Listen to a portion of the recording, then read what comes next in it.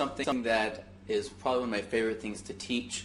I don't teach it very often in person, but I do believe that I would say that it's probably one of the most important technique type things that I've learned how to do, and that is how to get a girl's phone number without risking tons of rejection when you do it. So there's a technique to this, just like there's a technique to probably most things, and just like most things I teach, there's actually a very strong and very complex psychological backing to support why this works.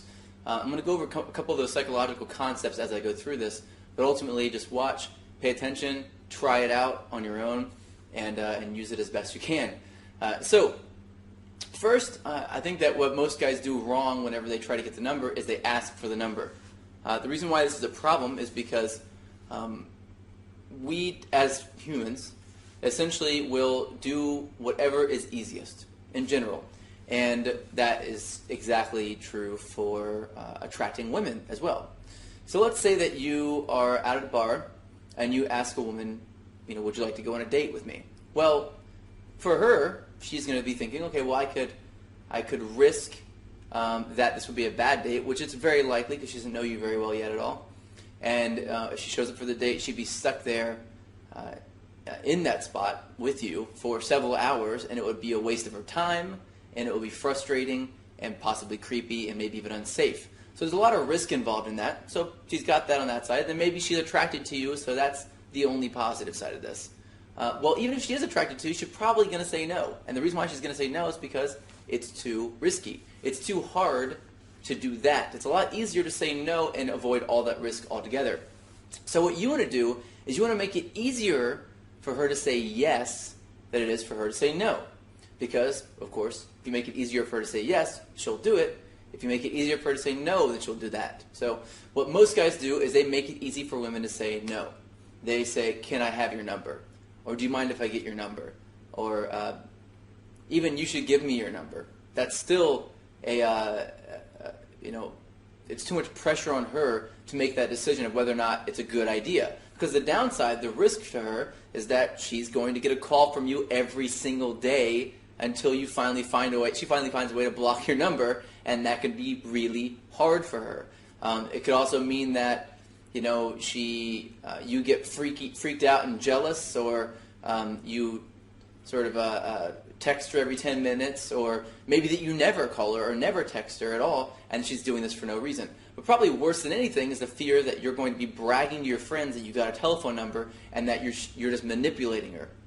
So I'm going to show you a way that I use to get telephone numbers from women that I just met, and it's a way that sort of bypasses all of these fears and sort of speaks directly to the calm, comfortable, emotional brain that makes women feel very comfortable and very okay with giving out the telephone number. Now, I'm going to go through the movements with you. Instead of saying, like here, can I have your number, right? Which is what most guys do. They sort of hand out the telephone. Instead of just handing it out and saying, can I have your number, you're going to do exactly what I teach you now.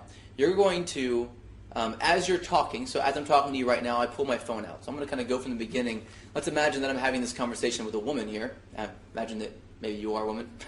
and we're talking about whatever, right? We're just having a normal conversation. We're in the middle of like flirting and being silly. And as we're talking, I'm pulling out my telephone. Now, I'm not really looking at my phone. I'm just glancing down every once in a while. And I'm still talking to you as I'm doing this.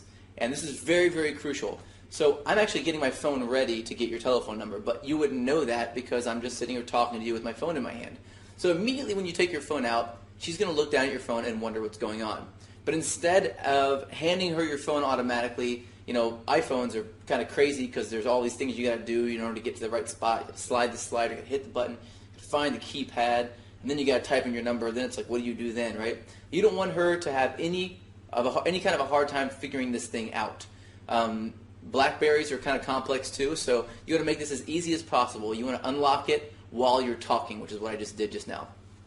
And then I'm going to hand it to her. Now this is the important part. I'm going to hand it to her, and I'm going to stick my arm almost all the way out. I'm going to put it about this far away, right here, from her.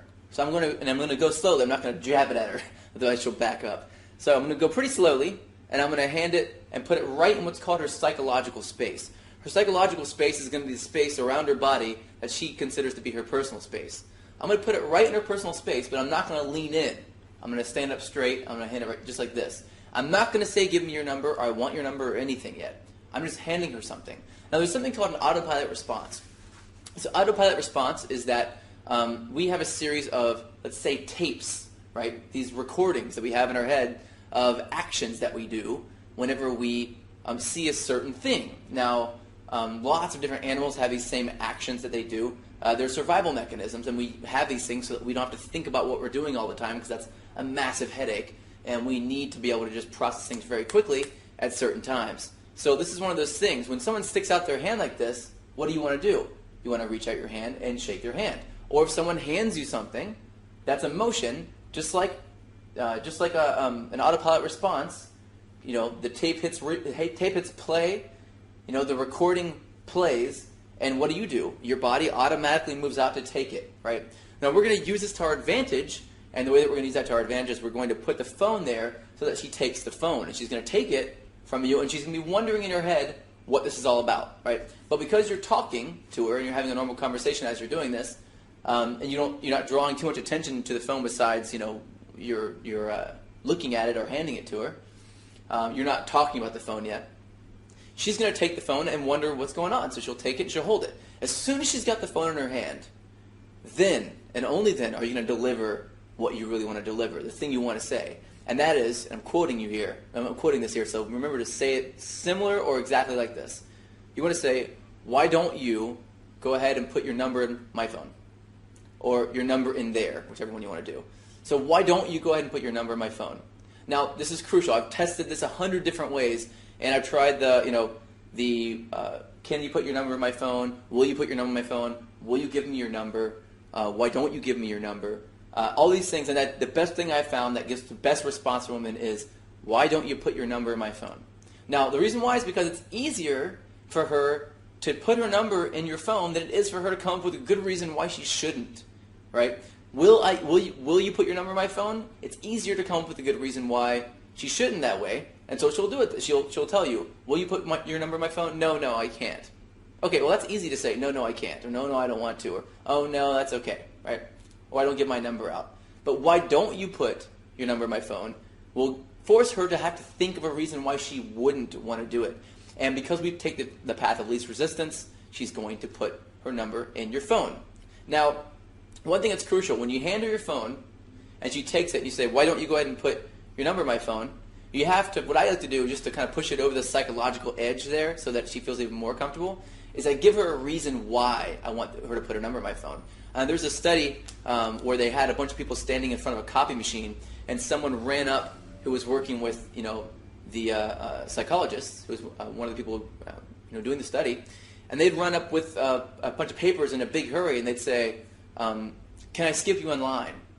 Now, they had a success rate of maybe about 10% when they said, "Can I skip you in line?" and that's it. But if they said, "Can I skip you in line because I'm in a big hurry?" The success rate jumped to around 40% of people who said, "Yeah, go ahead, yeah, sure." 40 to 60, that's actually low. But then they said they thought it was really interesting. So they took off the reason, and they just said because afterwards.